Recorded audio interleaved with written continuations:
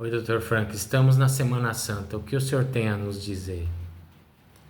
Eu teria muita coisa para dizer, mas vamos a resumir, não? Porque senão ninguém vai escutar com um vídeo assim muito demorado. Apesar que tem vídeos aí que tem de 30, 40, uma hora, e quando é interessante a gente escuta, né? Mas este daqui acho que não chama muita atenção, mas agora talvez chame um pouquinho mais atenção esta questão da Semana Santa em relação ao mundo todo.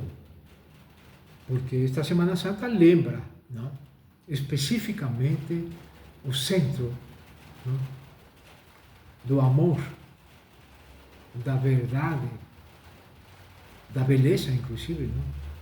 Destes homens, deste Filho do Homem, Jesus Cristo, que seguramente é Filho de Deus, é lógico que sim. Primeiro é Filho de Deus e depois é Filho do Homem. Assim como nós somos primeiro filhos de Deus e depois somos filhos do homem e da mulher, claro. Então, esta questão da Semana Santa é uma oportunidade muito grande para começar a estudar com maior atenção este homem maravilhoso que nós chamamos Jesus. E só precisamos dele. Nós não precisamos de muito blá blá blá em torno de Jesus. É só compreender a vida deste ser humano, que é o ser humano exemplo para todos os restantes dos seres humanos ter uma referência exemplar. Não é que a gente vai ser Jesus, ou uma mulher vai ser Maria, por exemplo. Não. Cada um tem sua personalidade. Jesus tem sua própria personalidade, mas como homem, como ser humano que ele foi, é nossa referência, é nosso exemplo. Chegar a ter esse caráter deste homem verdadeiro que nós consideramos Filho de Deus com toda razão. E se nós consideramos Jesus Filho de Deus, e se ele nos considerou seus irmãos, então não tenha dúvida que nós somos também filhos de Deus. Se Jesus nos fala que nós todos somos irmãos, então todos somos filhos de Deus. Só que para considerar esta verdade, a gente às vezes tem que recuperar a lucidez, a sabedoria, que às vezes exige atualmente neste mundo das trevas. Para a gente recuperar a sabedoria que nos leva a considerar a verdade, precisamos aprender muito, superar toda a falsidade, todas as ilusões deste mundo. Aí ficamos na real, na verdade do mundo que Jesus se referiu quando ele fala: meu reino não é deste mundo. Claro que não é deste mundo, das trevas, do mundo das ilusões. Qual é o reino de Jesus? O mundo da verdade, o mundo da bondade, o mundo da beleza, o mundo da harmonia. Esta é a proposta de Jesus. Então, Semana Santa tem que ser compreendido desde o momento em que Jesus começa a perceber que está sendo perseguido, que vai ser condenado à morte. E ele, dentro de sua verdade, fica sereno, calmo, tranquilo, preocupado com seus amigos, com sua família, com seus irmãos, mais do que com ele mesmo, porque ele sabia que ele, Filho de Deus, ele é imortal, ele é eterno como o Pai.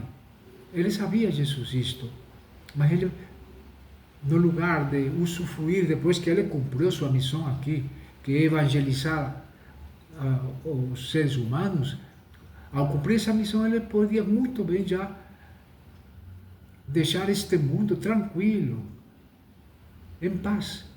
Mas ele preferiu, apesar das perseguições, apesar das calúnias contra ele, dos medos que ele provocou nas pessoas falsas, nas pessoas perversas, nas pessoas idólatras, nas pessoas equivocadas, ele preferiu continuar como homem. E não como Deus. Ele preferiu continuar até o fim como homem. E como homem aconteceu isto que celebramos na Semana Santa. Então, desde o momento em que ele, na última cena, né, quando ele já sabe que ele vai ser perseguido, vai ser condenado à morte, ele já sabe isto, já sente, já percebe, porque ele tinha uma clarividência, né, de um homem verdadeiro. Então, um homem verdadeiro já sabe o que está acontecendo dentro deste mundo, que não percebe que está dentro da lei divina de Deus.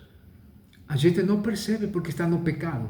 Então, fica no mundo das trevas, porque não percebe que quem controla o mundo, quem é o poder do mundo é Deus, nosso Pai. Jesus já sabia disto, mas ele tinha muito amor pelos seres humanos, tinha muita compaixão pela humanidade. Ele veio aqui a ajudar a humanidade a dar luz. E esta luz ele conseguiu dar até certo ponto. Até certo ponto não foi suficiente, até agora não está sendo suficiente, mas agora chegou o momento da verdade. Então ele foi, na última ceia, ele se despediu de seus apóstolos e ele já sabia o caminho que ele teria que seguir até o dia de sua crucificação. Ele já sabia que ele ia ser condenado à morte pela crucificação. E aí então ele, a partir de depois da última ceia, depois ele, esse traslado, foi indo para com seus apóstolos, se reunir lá no Getsemaní, né? Que era o lugar onde eles acampavam, essa turma de Jesus, discípulos e apóstolos, e aí ele ficou sofrendo, né, este mal-estar terrível de saber a situação em que se encontrava e que como iam levar ele para a morte de uma maneira tão desonesta, tão cruel, tão humilhante. E, no entanto, ele compreendeu esta ignorância do sinédrio, do mundo, mas representava o mundo no sinédrio. É como agora, quem é que representa o mundo, a humanidade? Representa o Donald Trump, o Vladimir Putin, o Xi Jinping, que são irmãos, mas eles não se consideram irmãos, porque não têm o mesmo Deus. E Jesus diz, não, todos somos irmãos, somos o mesmo Deus. E aí aconteceu, não? A partir de essa condenação, quando aprisionaram ele, não? Lá em Getsemaní, foi aprisionado, levaram para deliberarem isso na casa de Anás. Anás mandou na casa de Caifás, de todos os inimigos de Jesus, e esse aí para não se comprometerem assim, tanto com tanta perversidade, mandaram ele para ser condenado por Pôncio Pilatos. E aí que está, a partir de essa semana, não? Segunda, terça, depois quarta-feira, foi apertando o cerco, não? Para condenar este lindo homem, este lindo irmão, este nosso co-criador, Jesus Cristo. Então chegou a quinta-feira, não? E depois que foi, acho que foi, não sei se já foi suficiente, ou 9 minutos. Posso mais um minutinho só? Bom. Então depois ele foi levado à prisão e foi condenado, no final de contas, por Pôncio Pilatos, que ele viu que era inocente Jesus, Deus condenou a si mesmo, ele se acovardou diante de ser pressionado para que o condenem a Jesus pelo sinédrio. Os sinédrios que seriam os congressos de hoje em dia, né? Mais ou menos isto. Só que ela tinha uma conotação muito religiosa. E Jesus estava falando de uma maneira religiosa, espiritual, o verdadeiro Deus, e ele não acreditava nesse verdadeiro Deus. eles acreditaram num Deus cheio de crendices, de superstições, e o Deus verdadeiro que Jesus referia não acataram absolutamente, apesar de transmitir a verdade, porque qualquer um que agora conhece esta Semana Santa que Jesus atravessou aqui na Terra, percebe nitidamente como este homem foi injustamente condenado. Foi algo absurdo, absurdo, que agora está sendo condenada a própria humanidade toda. O Filho de Deus é a humanidade, começou a crucificação da humanidade.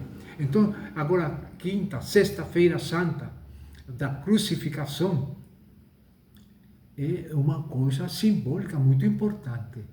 Se observemos a humanidade, como as repercussões dessa guerra entre Israel e Irã, e também com os Estados Unidos no meio, imagina só o que vai acontecendo já agora.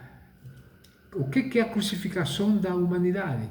As repercussões socioeconômicas, é a inflação, é a falta de energias, de petróleo, a falta de eletricidade, até de água vai faltar, porque nessa guerra existem uma série de pormenores que vão gerar um caos terrível aqui na humanidade. Não é só na guerra, é pela fome, pela inflação, pelo desconforto, pela desorientação, por não saber onde que vamos a parar com todo este problema.